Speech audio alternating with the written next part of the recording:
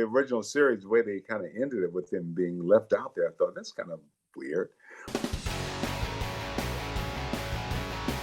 Why did he leave? Find out what he's there to do and bring him home. Well, it's such a pleasure speaking with you. I was going through your whole roster. You've been at this for a really long time. Congratulations, because you've been able to survive in this Hollywood environment. What's the trick? Yeah.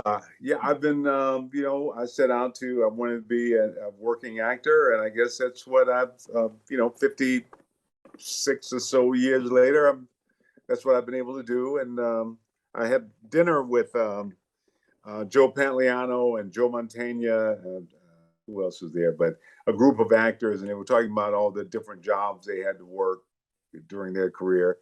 And I've been blessed that back in the 60s, I committed to doing this, and I've been able to make a living doing what I love to do. Yeah, very thankful. And I mean, obviously, everyone knows you're from the iconic Ghostbusters franchise. So here you are. People are always asking you about how do you feel about rebooting? And now you're in a reboot of a popular '80s series, Quantum Leap. Yeah. Well, I don't think of it so much as a reboot, because that means kind of doing the thing Right. over. This is sort of an extension, 30 years later. So that project, the Quantum Leap project, has been shut down. And so this is getting it back up now and trying to open it and see the potential. And it's sort of a modern, this is, it's now, as opposed to that show was very much a 90s show. Yeah, I think I'm really excited about it. I think it's very good. Yeah, I was reading the synopsis, and I was like, this is actually cool, because they're trying to find Sam Beckett, who was played by Right. Scott Bakula. So it's a Right. continuation of the story, which I love. I'm like, okay, that's original. Usually Right. they try to, bring in a new Sam Beckett, probably, right? But nobody wants that. Right. Yeah. No, that's we hope we can. But I thought the original series, the way they kind of ended it with him being left out there, I thought that's kind of weird. But so now we get a chance to see if we can actually find him out there and bring him home. Can you tell us a little bit about your character? You play Herbert Magic Williams. Yeah. What's the magic part? Well, Magic is a very spiritually intuitive man in Vietnam, and had this experience. I won't go into too much because the fans will discover what that is.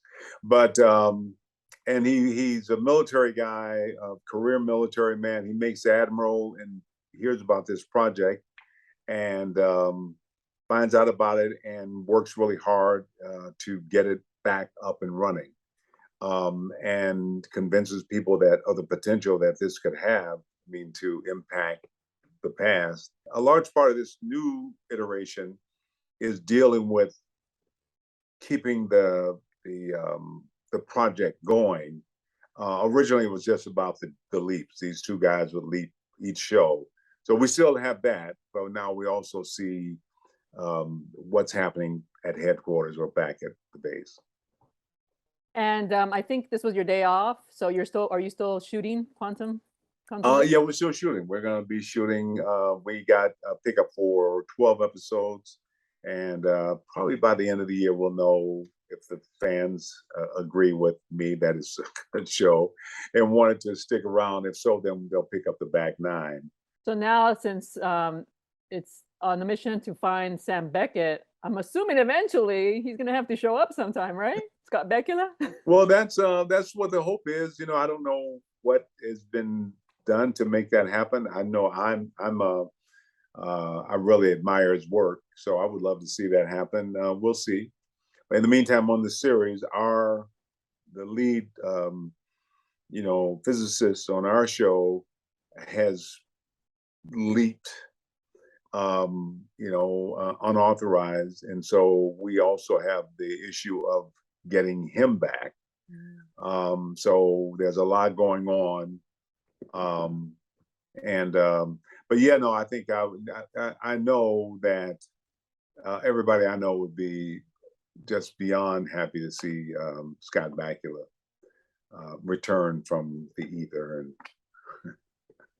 Yeah, yeah, I was obsessed with that show. Somebody asked me earlier. I was like, "Oh man, I love that show." It was just so cool for the time, because time travel. There's other time travel shows, but they did it in such a scientific kind of way that you're like, "Oh, I Yeah, think it's yeah, making you a little smarter."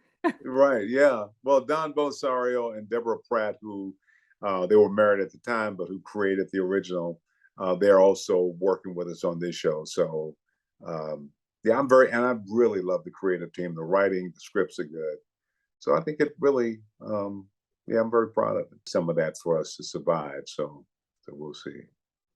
Now, I was looking at your long career, and in college, you started an actors group. So you would write and direct, and I was like, "Oh, that's Yeah, really cool," because you kind of have to take things um, on your own, right, to kind of create projects. yeah, yeah. I think, and I sometimes wonder why I didn't continue that when I got to Hollywood.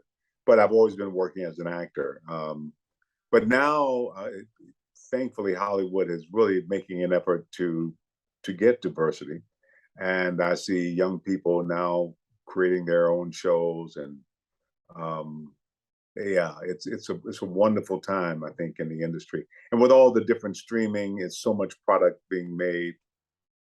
Depending on what you like, you can. I mean, it's just a lot of stuff out there, um, but yeah, I always felt if I wasn't working, but I've always acting is it's the one thing that I've done that makes sense to me.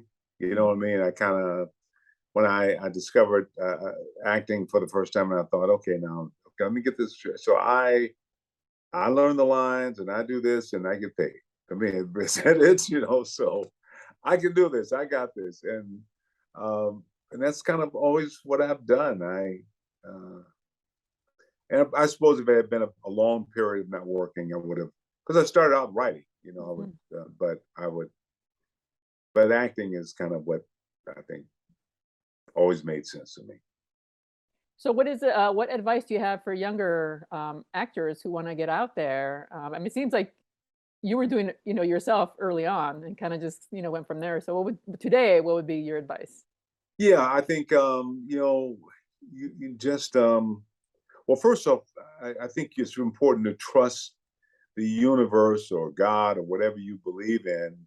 Trust that there is a greater power, but your part of it is to prepare. Mhm. You know what I mean? You don't want, most people want opportunities to happen and then they'll step into it and they'll figure it out. No, you need to, really be prepared. So when that happens, you're ready.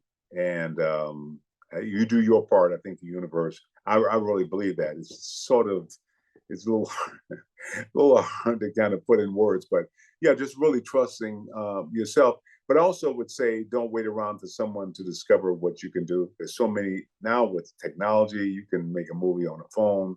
So you show what you can do. And if you have to get with a group of people and write it, or if you don't write, there are other writers who want to, just think of creating product because it's only real ownership anyway. So I wouldn't rely unless you're working. If you're like me and I'm working, and let somebody else do it. But yeah, just show the world what you can do as opposed to let someone else determine what you're capable of doing. That's what we need in life, just having self-confidence, right? To kind of just go out there Yeah, and do it.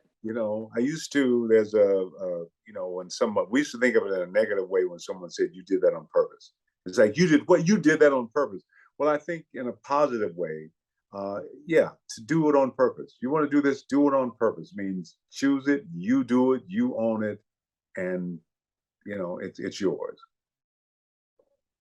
Well, it's been such a pleasure speaking with you. Congratulations on a really long career, and I think you have like another dozen projects coming up. So, do you see yourself working until the very end?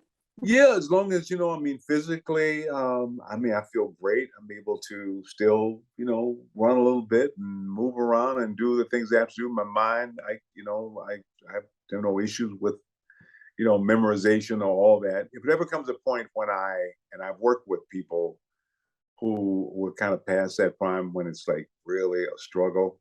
If it becomes a struggle, then I don't want to do it. I don't want people making excuses for me.